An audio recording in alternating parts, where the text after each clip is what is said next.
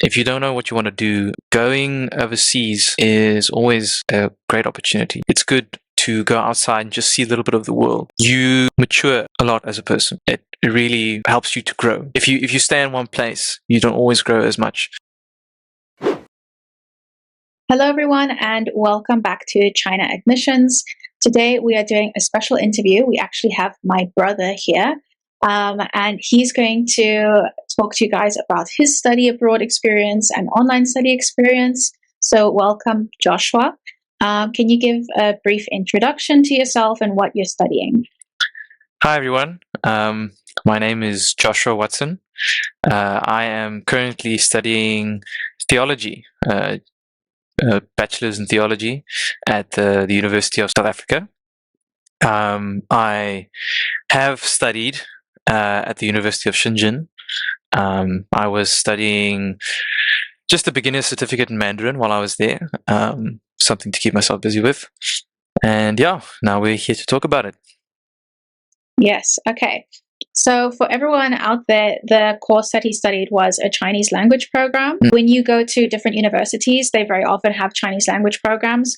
They're often taught per semester, and then you apply for that, and there are different levels at the university. So once you've been accepted, you then get sorted into a class. So whether you're a beginner or an intermediate or advanced student, you'll be sorted into a class that suits you.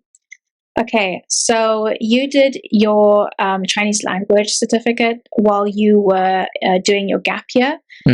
Is there a specific reason why you took a gap year? Do you think that that's a good thing to do while on your gap year? Would you recommend it to other people? I think during that time, after school, I was still trying to figure out what I wanted to do with my life. Many people usually just immediately after school go and study, which is quite common here in South Africa. But I was still a bit confused. And studying costs a lot of money, so I wanted to be sure about what I wanted to study. But my father gave me the opportunity, as well as my sister, because she also went abroad, to go to China and just spend some time there, figure things out, and see if that works out for me. So I decided to go over to China. It was a nice opportunity.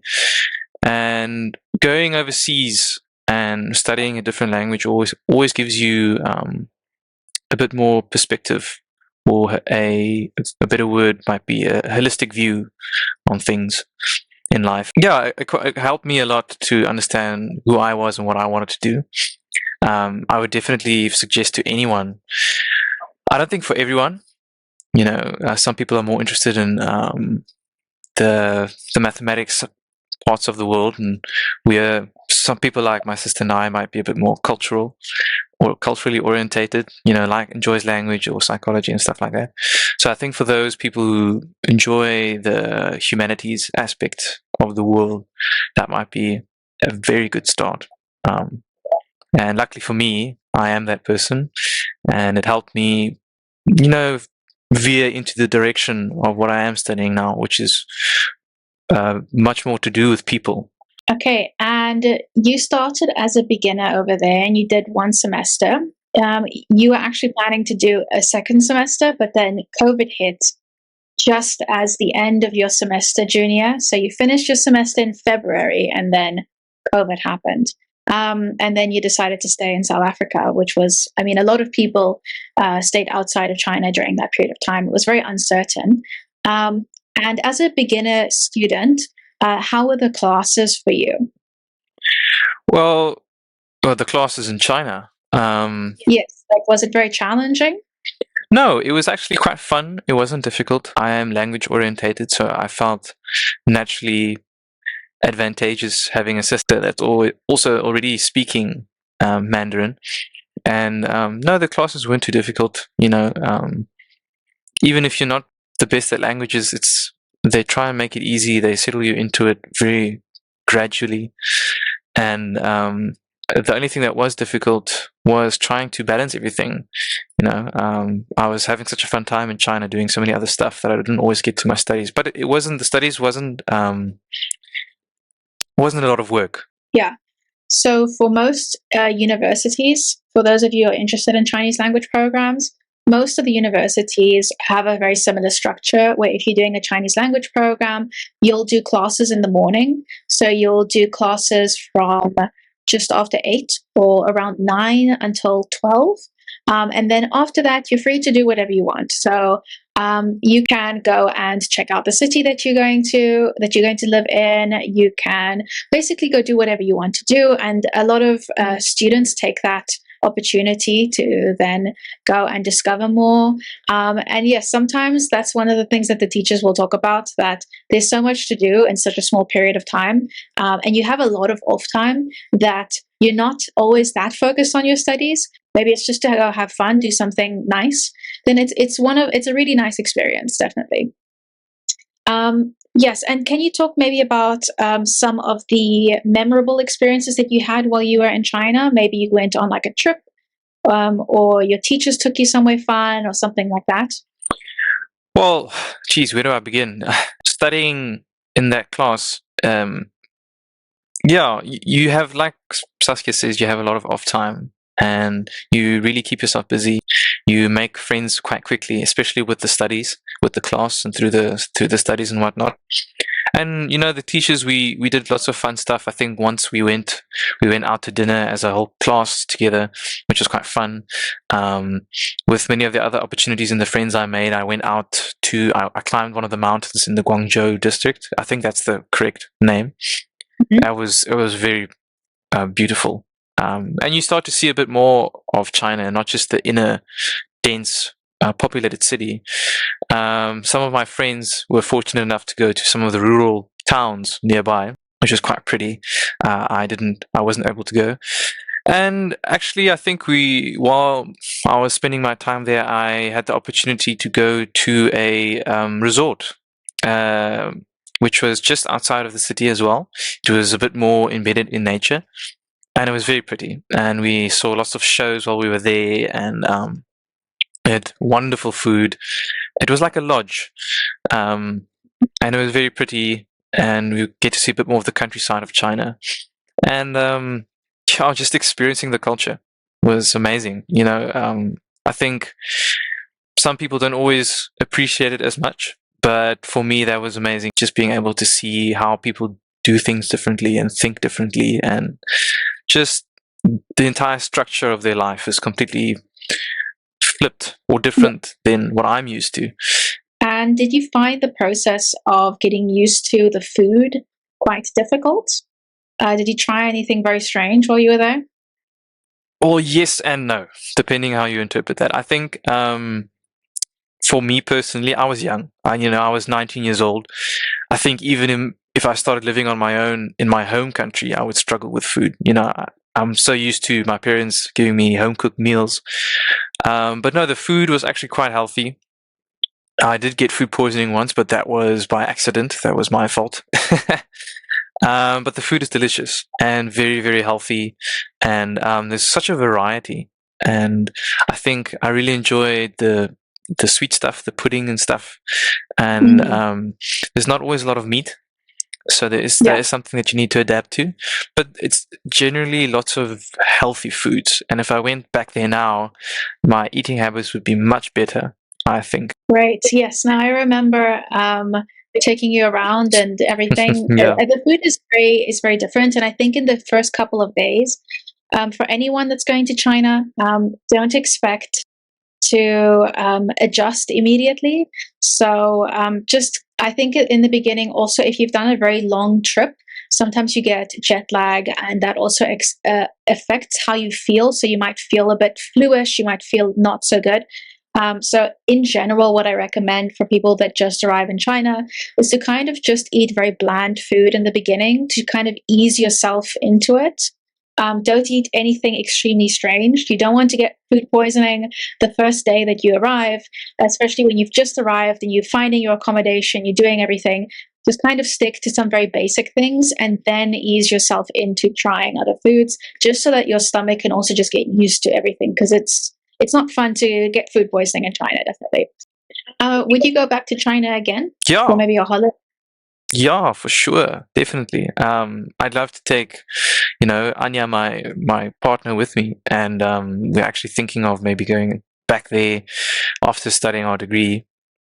Well, after studying to maybe go do some teaching. China is a beautiful country, and we'd like to see a bit more of the rural areas, but it's just so vast and different.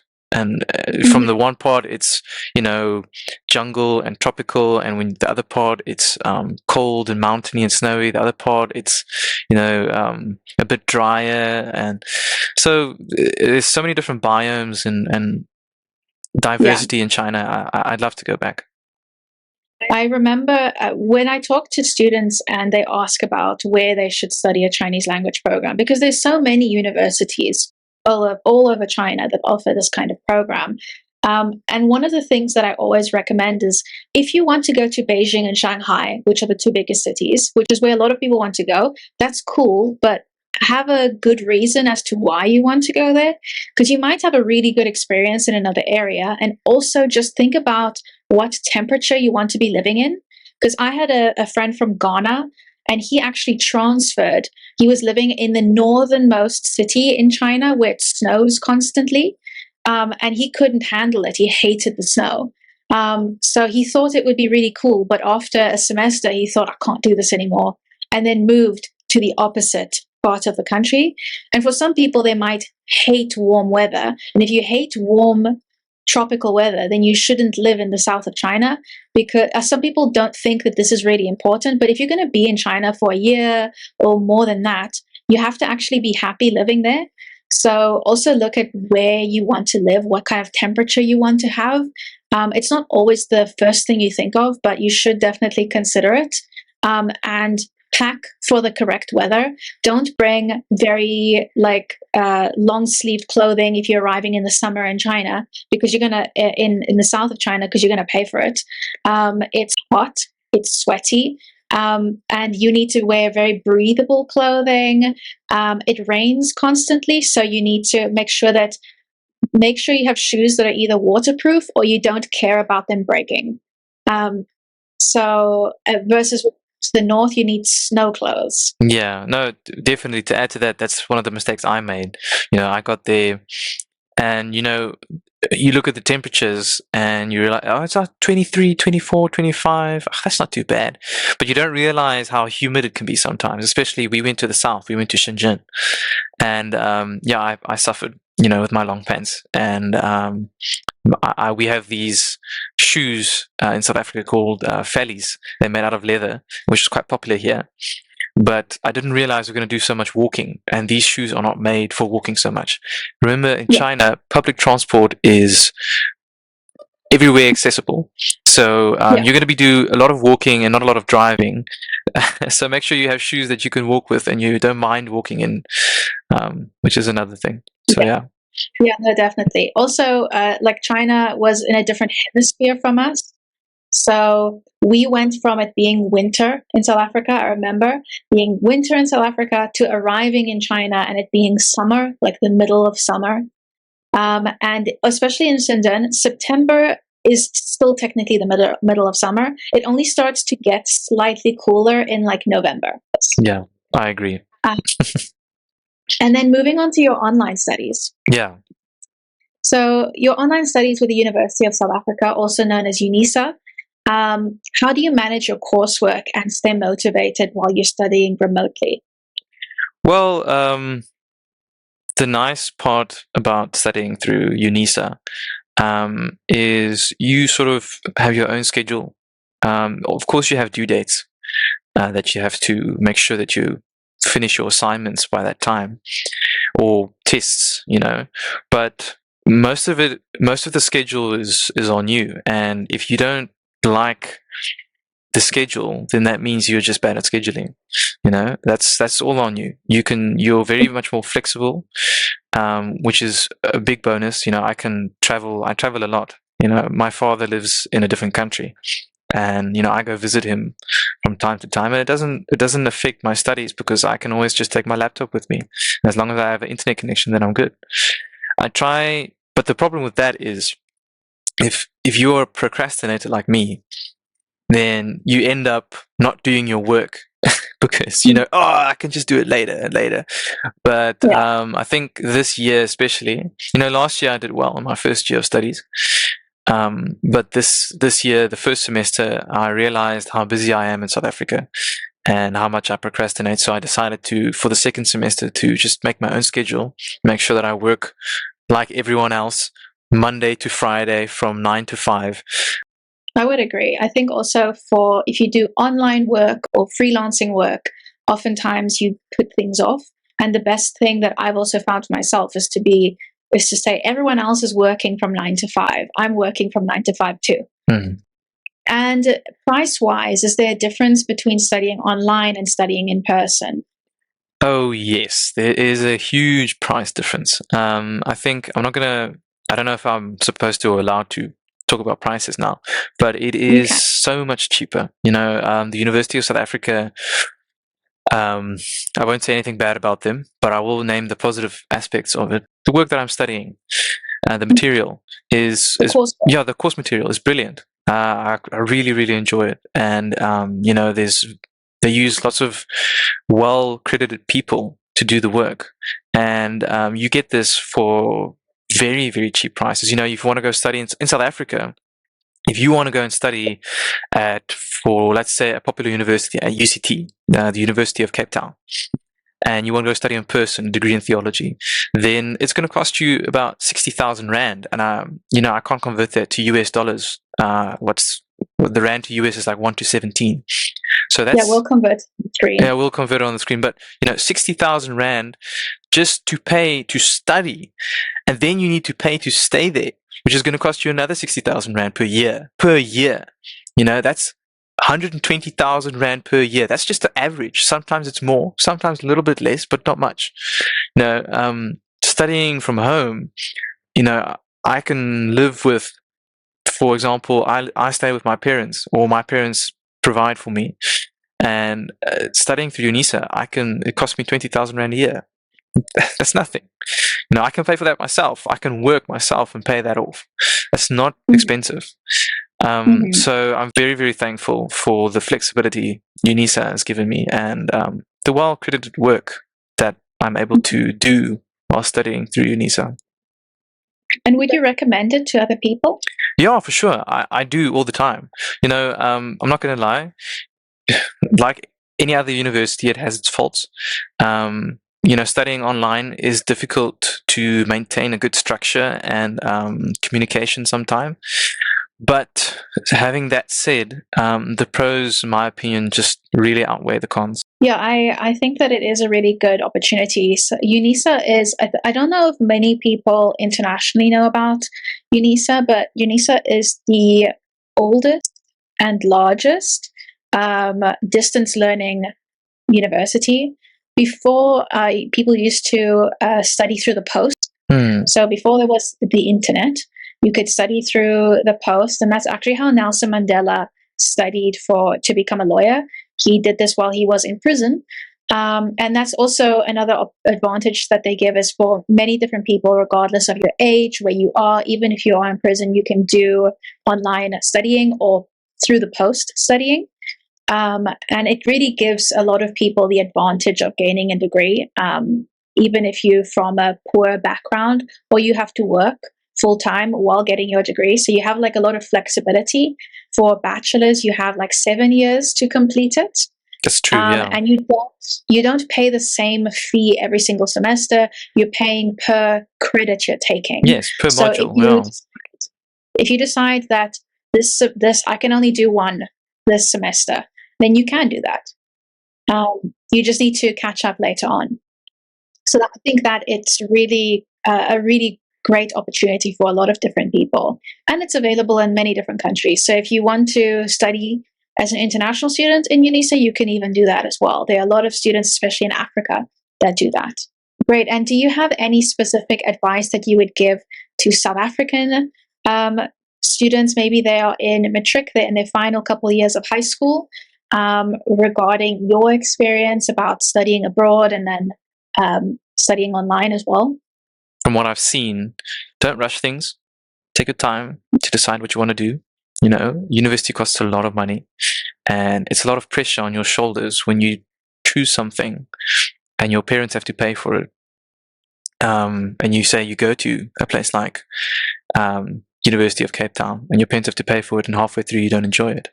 So I think take some time. If you want to go overseas and do some overseas work through China, that's also a great opportunity.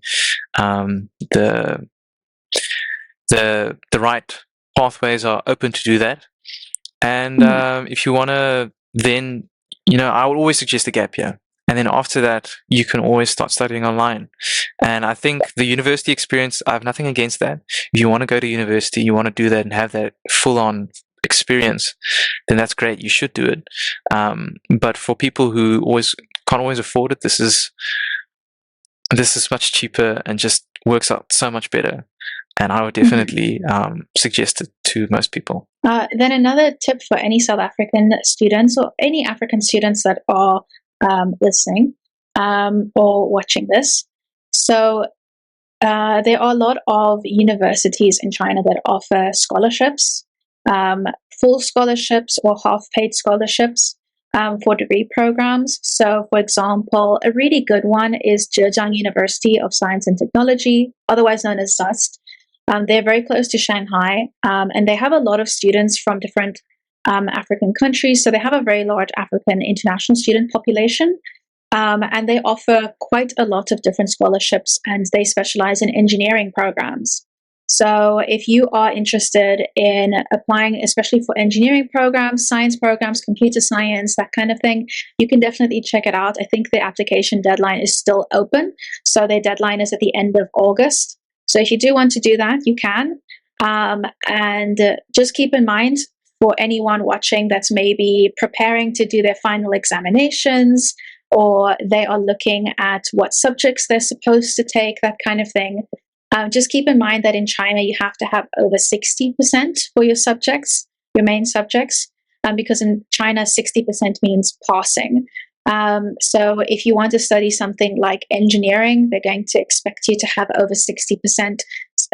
It would be better to have over 70%, if possible, for things like mathematics and English, and then any other subjects that you have. No. Just to add to that, Saskia, I think if I could give advice also to some of the young students busy writing their matric exams and stuff, if you don't know what you want to do, I think even if you do know what you want to do, going overseas is always a great opportunity. I'm not going to stand here and say, leave the country. Myself, I'm very patriotic South African, and I love South Africa, and I want to stay here and live here. But I think for me, even for people who are like that, like me, I think it's good to go outside and just see a little bit of the world. It really, you mature a lot as a person. It really helps you to grow. If you stay in one place, you don't always grow as much. So I think being able to see different parts of the world, different cultures, and I think China as well, so especially China, can sometimes have a bad rep among people, not because of anything that they've done bad, but I think because we're so used to American Western media, and we always get that media output, and it's always available to us. Whereas in China, we don't always get the Eastern media. You don't always see that. So it sort of feels like we're going into the dark when we want to go overseas to the East. But I think people need to understand that it's a beautiful country. It's a beautiful place. And I am definitely going to go back one day. And I would definitely suggest people to go and visit it. It's very safe and it's very pretty. And there's lots of opportunity, as you can hear from my sister, for those who do want to study there. I would definitely suggest it. Yes, so thank you so much for your interview and joining us today. If any of you guys want to see our previous interviews or other videos about packing for China or any big mistakes that you might make just before going there, we have a bunch of different videos. We have videos with open days with the different universities where the teachers are talking about the different scholarship opportunities and the different programs they offer. So you can go check that out on our YouTube channel and on our Instagram as well. So thank you very much for joining, Josh. It's a pleasure. Thank you so much that I could be here.